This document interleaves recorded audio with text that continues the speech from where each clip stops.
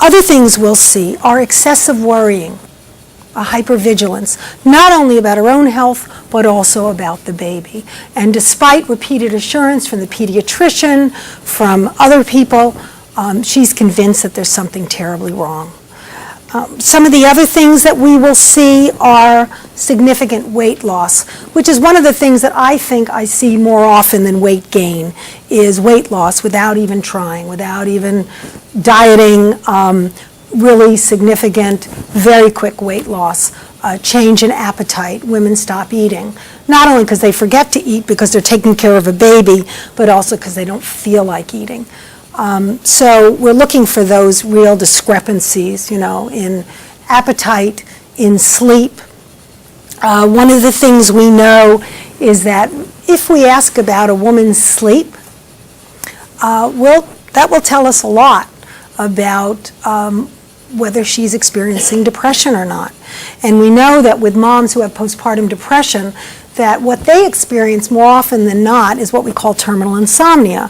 And that is that they'll get up in the middle of the night with the baby, or even without the baby. Maybe they get up with a panic attack.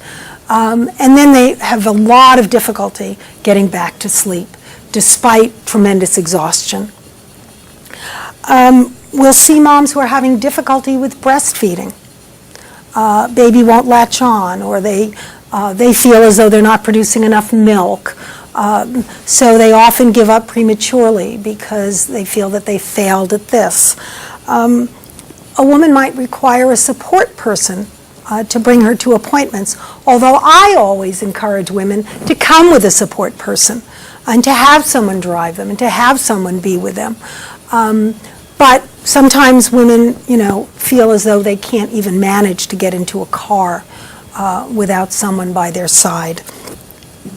I talked about the fact that there's a discomfort with the baby, feeling as though the baby doesn't like her, a discomfort in holding the baby.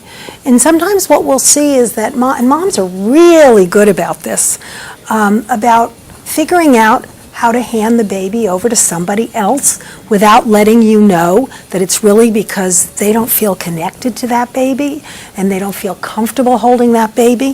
So they'll find all wonderful ways of doing that without our even really knowing why, asking somebody repeatedly to hold the baby.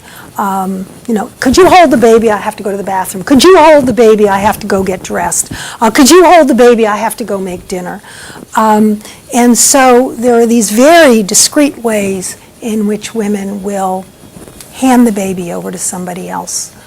In the baby, some of the things that we will see are excessive weight gain or weight loss. Kind of a failure to thrive. Because what we do know about moms with depression is that they are less attuned. That depression clouds thinking, it darkens our thoughts, it distorts our thoughts. Things are not the way they seem if you're not depressed. And so this really affects attunement. And when it affects attunement, then ultimately it also affects the attachment relationship. So, that misattunement, either that misattunement, underattunement, overattunement, over-identifying with the baby so that mom doesn't really know what's the baby's experience and what is her experience. And so we'll see that in the baby, either through excessive weight loss, excessive weight gain. We might see excessive irritability in the infant. Okay? It's very interesting also because moms with depression sometimes think that their babies are very difficult. Okay? And is it a difficult baby, or is it a mom who is feeling not able to take care of that baby at the time? We may see delayed language in that infant. Okay? Because one of the first things that goes when a mom is depressed is talking to a baby, gazing at a baby, looking at that baby, talking to that baby, holding that baby close. That touch and that stimulation is one of the first things to go, especially when we see a mom who is feeling emotionally detached or disconnected from her infant. which, by the way, does not always exist in a postpartum depression. We tend to think that that's one of the primary symptoms, is that a mother is emotionally detached, disconnected. That's not always the case. Some moms have postpartum depression, and yet they're overly involved with the infant, or they're intrusive. In some cases, they may even be hostile towards the infant. And when we see that kind of behavior, then it tells us that there's been some kind of a trauma in the mom, which is getting played out again in these kind of reactions. So we'll see in the baby isn't cooing, or the baby isn't babbling, or the baby has withdrawn, and the baby isn't looking at mommy anymore. They've done some very interesting studies in the laboratory out of, some of those first studies came out of Boston. Ed Tronick did those studies, where he actually had women hold a flat affect and watch how these babies responded. And babies are extremely active in attempting to engage the mom. And when they're unable to do that, they will even go so far as to mimic the expression of the mother by way of identifying with her.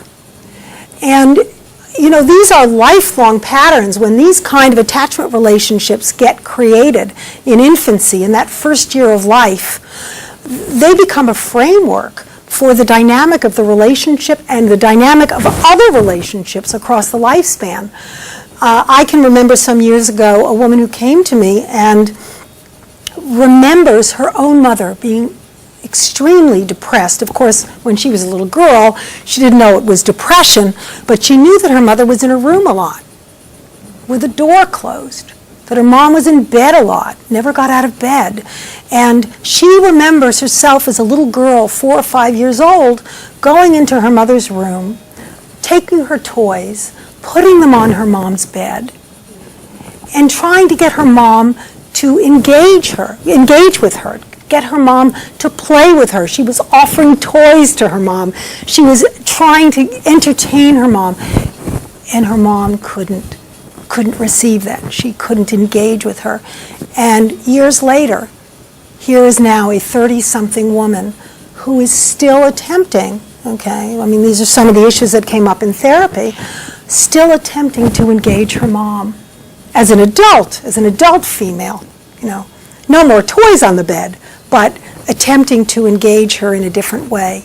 And still that longing is always there, and yet the disappointment is still there too, because this mom is not aware, her mom was not aware of all of this. We see, so the baby we may see decreased responsiveness to the mom. The baby may have breastfeeding difficulties. We talked about increased irritability, just changes, overall changes in the baby's behavior. I'm sure you must see this, as a pediatrician, when you're looking at a mom and a baby, in the room, and what that looks like when a mom is depressed. It is very characteristically different. Sometimes you'll see a mom hold a baby out like this. There's a real discomfort. Or if the baby is crying, bouncing that baby around, trying to get that baby to stop crying, Sometimes I'm sitting there and it's like I'm shaking inside, because there's a part of me, that recognizes what's going on. And often, when that mom is able to calm the baby, I will comment on that. Wow, she stopped crying, look at that, Mommy's holding you, and, so trying to frame it in a different way for that mom, because there's a franticness that you will see, and that's that bouncing that baby up and down, trying to get that baby to stop crying. It's the franticness that you see in a mom. Are there any things that you see? Because I'd love to hear from you as to some of the things that you may see when you're working with moms and babies. Open it up for a moment before yeah, Karen. Many a time the mom will say, "Oh, I'm not a good mom. I won't eat one for me. The daddy does it better." Yeah. And why don't you just try by yourself? And then the relief she Right. gets when she can actually feed them. Yes. And It's like an empowerment, isn't it? Yeah. Yeah, it's like an empowerment. I think being able to work with the dyad is wonderful because we can comment, we can observe, we can reframe a mom's experience for her in a more positive way so that she can begin to think of herself in that way. So I always encourage moms. Sometimes moms will say, well, I don't know whether I can come on Friday because, I don't know whether I have any place to leave the baby. And when I say, well, but bring him. Really? I can do that? Oh, please do. I should have if confidentiality weren't an issue, I'd love to have a rogues gallery in my office, I'd have tons and tons of photographs. But yeah, I absolutely, I agree with you. What else do you see? I have a lot of moms say, I feel like I'm just borrowing the baby or babysitting the baby, Yeah. or, this still doesn't Yeah. feel like my baby. Yeah. At like 4 months, 6 months, 8 months out. Yeah, yeah. I think that's a normal experience at the outset, is that kind of surreal experience, like, because you go in, you go in to have your baby, if you're having a hospital birth or even a home birth, you go in as a woman and you come out as a mother. And, there was one of you, now there's 2 of you, or maybe 3 of you, or 4 of you, if, you're having a multiple birth.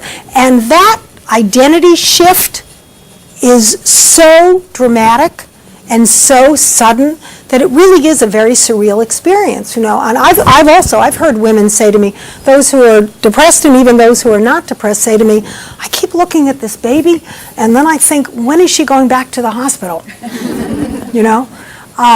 Because that sense that I've changed, I'm different now, I'm changed, And I think that's one of the other myths, is that you're a mom now, so anything else you knew about you, just left it off there when you went into the hospital to have the baby, okay, because you're a mom now.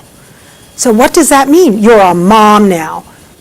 That's where these ideas about self-sacrifice and 24/7 and always in love with your baby and that, always on a honeymoon, and I think that's where that comes from. But I agree with you, Emily, that as we start to, I think that's the task for us, is to be able to distinguish for ourselves and also for our patients, for our clients, what's normal and what's not. What are the parameters, Because much of what women experience at the outset is very normal. And I think our role as clinicians is to normalize that experience, because sometimes that can be the most therapeutic thing we do. But we have to also be careful that we don't fall into the trap that some other professionals may, which is to identify it as an adjustment disorder, when in fact it's really something else. So there is that delicate balance between what's just adjustment and what has something else connected to it.